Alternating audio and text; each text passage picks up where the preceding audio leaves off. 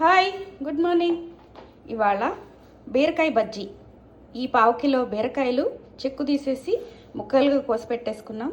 దానిలో కాస్తంత చింతపండు, కాస్త జీలకర్ర, ఒక్కరవ డ్రెజిల్ చేద్దాం నూనెని.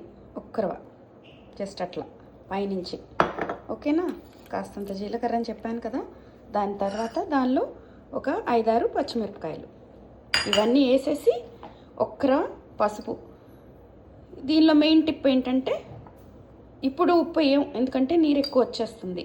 ఓకే, ఇది బీరకాయ బజ్జీ అంటాం మేము, ఇది బీరకాయ చట్నీ అందరి భాషలో. ఓకేనా? కుదిరితే మిరపకాయ ఒకటికి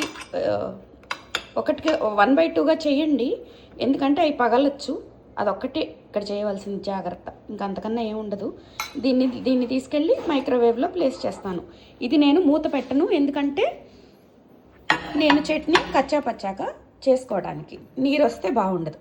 మూత పెట్టేస్తున్నాను. ఇప్పుడు 6 minutes పెడతాను.